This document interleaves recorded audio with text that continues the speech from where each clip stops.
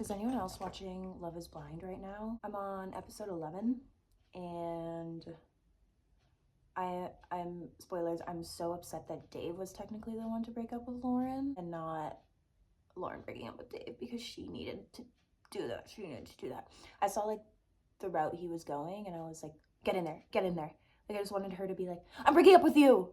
I just like don't understand, like he kept holding this boy before the experiment above her head, which I guess like if all of his friends and family is like texting him about it, I can kind of see like where his hesitance is coming from.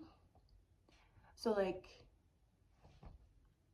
sure, you feel that way, but then he wasn't letting her fix it. So like, what are we doing here? What are we doing here? And I just kept needing her to say that. Like, I just really wish she was like, I'm trying to fix this. I'm like, I see your hesitancy. Let me deal with it. Let me meet your friends. Let me meet your sister. And then he kept being like, but my sister doesn't want to. So then what are we doing here? What are we doing here? You know? The only couple I like is Taylor and Daniel. And they're the only ones I really like see coming out of this. I think maybe Joey and Monica might get married, but I don't think they're gonna last. I like when there's more intermingling couple drama, and this is more so like drama within the couples. But I'm about to get to the part where they all, like everyone from the pod meets up, so maybe something will go down there. My friend told me this hack because I used to have such long eyelashes to the point where when I like looked up, I could feel them touching my eyelid, and they don't do that anymore. And my friend told me this hack that you put Vaseline on your eyelashes every day before you go to bed. So I've been doing that because I have a huge tub of it, freaking 3 liters from Costco, and I think it's been helping,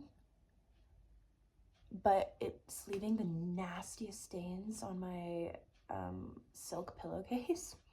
I also just feel like my skin is not how it used to be. Me and my skin, we used to like ebb and flow. We used to be on each other's level. I feel like my skin is Dave and I'm Lauren, and I'm just trying to figure out what we're doing here, you know? Oh my God, my favorite holiday is coming up though. Daylight savings. I cannot wait.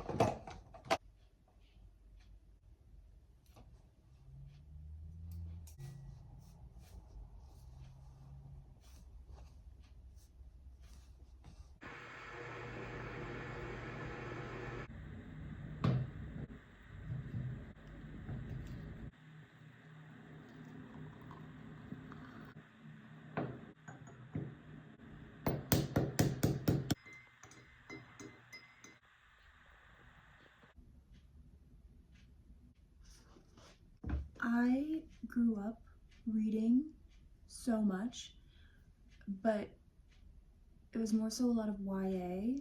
And so for some reason I feel like my vocab, like my daily vocabulary, is not as good as it should be. And it's really something I'm trying to fix. I just really want to be someone who like name drops, you know? But also not in the sense that like to make other people feel dumb. I just want to feel like my daily vocabulary and the way that I present myself aligns with my level of education, if you know what I mean, because I just feel like I am really educated, but my vocabulary doesn't really mirror that. Word of the day, portended. Great comet of 1681, they had mocked it, calling it a mere clump of stars, while in truth it was an omen sent by God in warning, for it had portended, as was clear by now.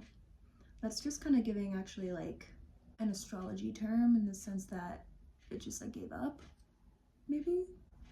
I found this one word the other day I really like, apricity, which basically just means like the rare sunlight that happens in the winter.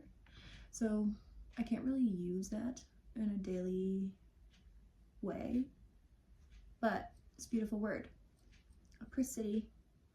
I'm currently reading Perfume by Patrick Suskind. It's about this man who was born without a sense of smell, but meaning, and when I first read the summary I was confused by this, means like he has like no physical smell on his body, not that he does not have a sense of smell. It was very confusing reading the summary. His lust for smells kind of leads him to murdering people. He already did murder someone, and it's just kind of like, he kind of wants to like entrap the smell. One thing about this book is I feel like it's very, very descriptive, which is something I love about books. I love when an author describes something in a way you would never imagine, or when they compare. I love like analogies that kind of make no fucking sense. And I think this is a really good example of that. However, for a book that is so descriptive, I feel like the author kind of ran over the first murder so nonchalantly. And I don't know if he did that on purpose for it to kind of be like, oh, this is something really nonchalant for the main character to be doing. Like, he only cares about smell and not the fact that he just murdered someone. I love the word grenouille in French. I really love reading about this main character because his name is Grenouille. I'm gonna look up what portended means. Okay, it just means it's a warning for something usually momentous is about to occur. So it is not an astrology term.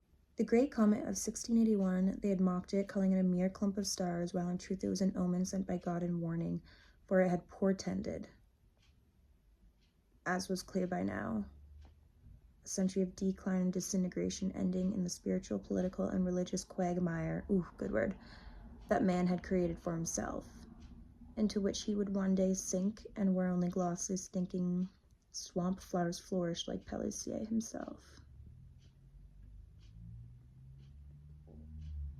Am I dumb, or does that not really make sense?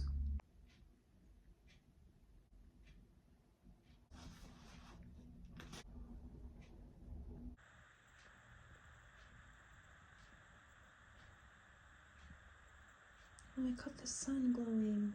One thing about me is I will always have 3 cups in my room minimum, because I'm just such a tea drinker. I have like 4 teas a day, a coffee every morning, and never enough water.